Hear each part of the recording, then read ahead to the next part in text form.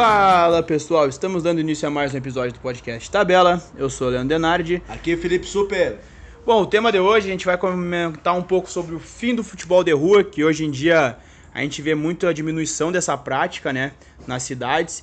E dentro disso o aparecimento de escolinhas que vem sendo um novo meio de inserção das crianças logo na iniciação esportiva ao futsal e ao futebol. Exato, e nisso tudo tem muitas escolinhas, tem muitos lugares que estão praticando a modalidade, que estão dando aulas na modalidade. E eu toco num assunto aqui inicial aqui, Leandro, sobre tu trocar o teu filho de escolinhas, de professores, de metodologias, sem ele ter a parte adaptativa, né? Porque às vezes, por exemplo, o pai não tem não gosta do trabalho do professor, ou até não teve aquele feeling, né? Gosta do professor, mas achou que a aula poderia ter sido mais dinâmica, ou outras questões, mas não perguntou pro filho se ele gostou do ambiente, não perguntou pro filho se ele gostou do professor, não perguntou pro filho se ele gostou dos colegas, e simplesmente vem essa troca e a criança não tem uma sequência metodológica e de formação, inclusive humana, na instituição, na escola ali, para ele ter essa sequência e até amizades duradouras também, né, Leandro? Pois é, né, Felipe? Hoje, vamos dizer assim, em cada esquina a gente acha uma escolinha, né? Como o futebol de rua, a gente falou, ele diminuiu bastante por questão de crescimento das cidades, de violência, de tudo isso. A gente tem escolinha em cada canto e aí ficam pulando, que nem tu falou, de uma para outra, né? E não tendo essa sequência no trabalho, talvez a criança não consiga se desenvolver tão bem, seja na questão técnica, tática, mas também na questão afetiva, né? Que ela vai formando amigos aqui, daqui a pouco troca para outra escolinha. Então talvez a gente, como pais ou professores, ter essa conversa melhor para ver o que o aluno quer também, né? Onde ele se sente melhor para fazer a prática dele. E até porque a questão da nossa profissão, tem vários educadores físicos, vários treinadores de escolinhas, né?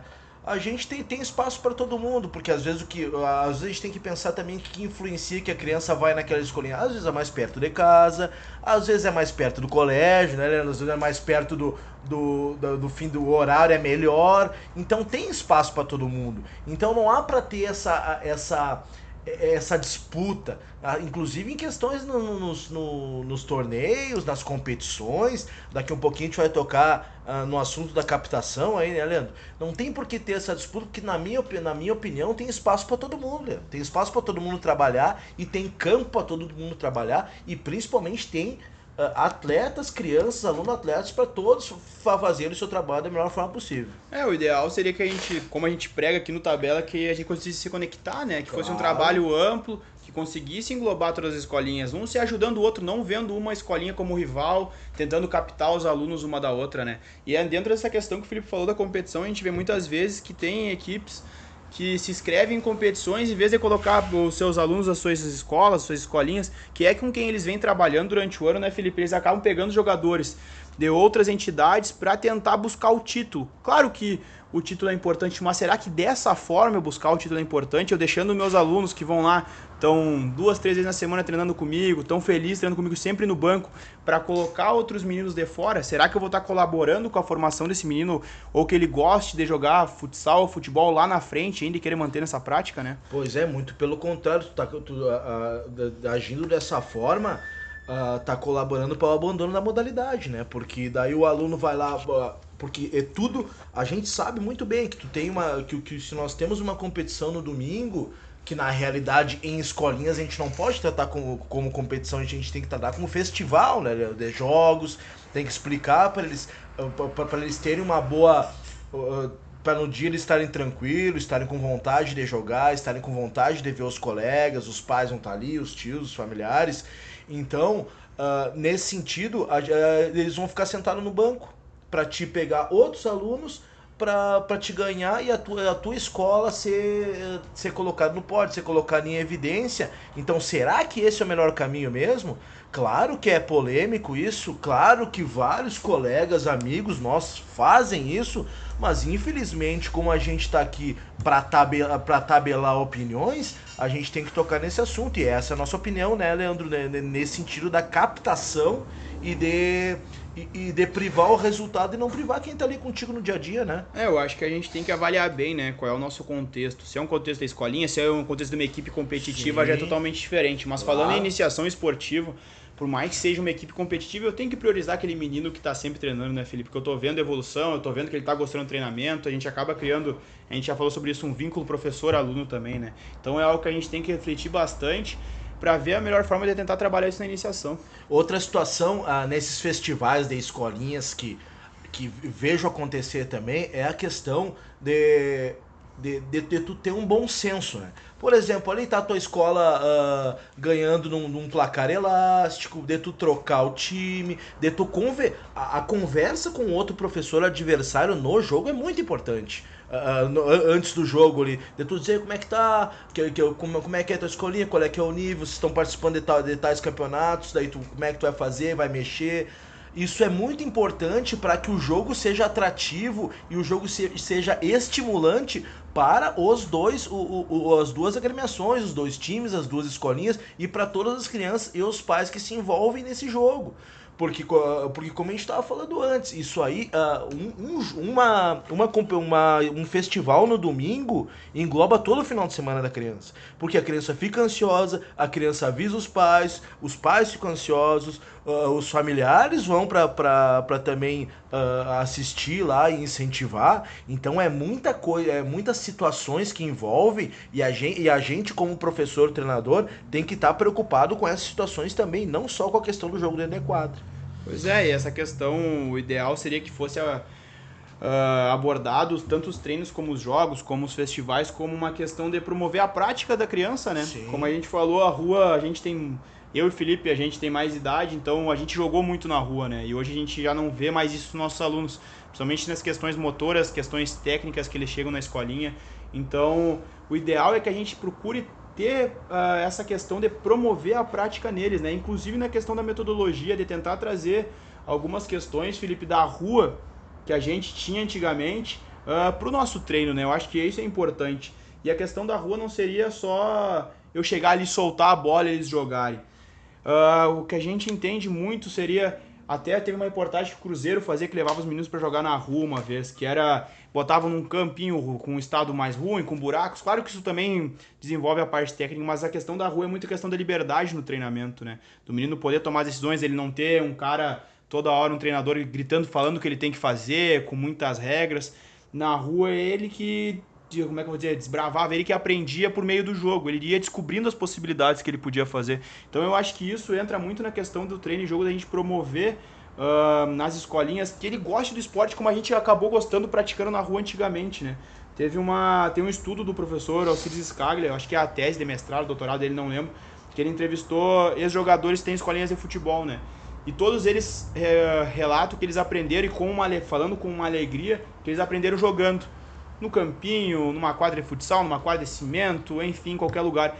E hoje a forma que eles ensinam é uma forma muito mais somente analítica, né? Nada contra o analítico, eu acho que ele é importante, mas ter uma porcentagem alta disso só no treinamento, talvez eu não esteja colaborando com aquela questão que o Felipe falou deles estarem gostando do meu treinamento, né? Certo. Então é uma coisa que a gente pode avaliar também.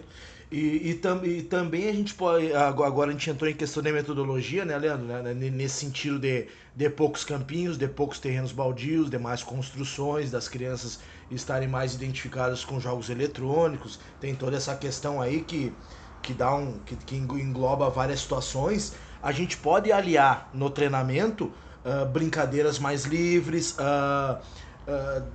atividades com mais liberdade, mas incentivando a criatividade, né? Sem um regramento 100%, mas incentivando a criatividade do aluno atleta ali. E também, aí tu alia o teu treinamento com uma porcentagem razoável dessas atividades, que aliam mais a liberdade da rua, que se aproximem da liberdade da rua, dela resolver o problema, o problema entre aspas ali, que é desenvolvido na atividade, para ela ter essa liberdade da rua novamente inserida no seu contexto. E também, aliando também a parte técnica, a parte tática. O que a gente vê mais nas escolinhas é aquilo, a movimentação, o padrão de jogo, a parte técnica dos gestos, a tática, mas a gente não pode esquecer que a gente já pregou em outros podcasts que ela tem que gostar da onde ela está inserida, tem que gostar do ambiente, gostar do nosso treino, né? E ela sendo automatizada, automatizada e regrada e direcionada o tempo todo, isso faz com que a criança fique num ambiente intrínseco que ela não vai desenvolver totalmente a sua vontade de jogar, a sua alegria, até porque a bagagem motora dela tá muito diminuída pela falta desses campos. A bagagem motora dela, de movimentos principalmente, e da criatividade intelectual dela no jogo, tá muito diminuída pela falta desses campos, pela falta do convívio puro ali com os amiguinhos da volta da vizinhança que a gente teve, né, Leandro? Sim, e é dentro disso que tu falou, que a criança de hoje é diferente da criança antigamente, a gente entender como vem essa criança pra gente, para o método que a gente pode aplicar, como tu bem falou, né, Felipe? E outra questão, a rua formava personalidade também, né? A gente acabava sempre jogando com gente mais velha que a gente, 2, 3 anos, a gente era o árbitro às vezes, então acontecia muitas situações que a gente tinha que aprender a lidar ali, que vai formando a nossa personalidade também. Então, encontrar de alguma forma que a gente possa tentar transmitir esses valores de questão da criança criar personalidade, ter atitudes, essas coisas no treinamento também, eu acho que é importante porque era algo que acontecia muito na época do futebol de rua, né? A questão da personalidade, quando o professor Leandro aqui deu a ideia do podcast, eu me lembrei desses jogos de rua, né? Até porque eu acho que eu sou uns aninhos mais velho que ele aí, então eu me lembrava que acontecia alguma situação frustrante comigo em questão do jogo ali no campinho, em questão de alguma frustração forte que eu tivesse até com algum colega, não em questões de vias de fato, mas é uma questão de contrariar opiniões de algum colega. A gente tinha que resolver aquilo da nossa maneira ali na rua, tentando entender, pedindo desculpas um pro outro. Aí o outro colega teu chegava e dizia, não é assim, ele tá certo, ele tá errado, vamos seguir. Então a criança, claro que hoje em dia o mundo é diferente, a criança tem mais apoio, tem mais para onde correr, mas a criança resolvia as situações mais individualmente ali no campinho, né? Não é, agora acontece alguma coisa, ela já tem o respaldo do professor, o respaldo do auxiliar, o respaldo. Então mudou bastante, mudou para melhor, é claro que mudou para melhor, mas a gente tem que ter o cuidado de não simplesmente achar que o passado e que as coisas que aconteciam no passado na modalidade, as situações que a criança estava inserida, todas eram ruins. A gente tem que ter essa noção de pegar do passado, do que acontecia no passado, o que era bom, para inserir também no nosso contexto presente.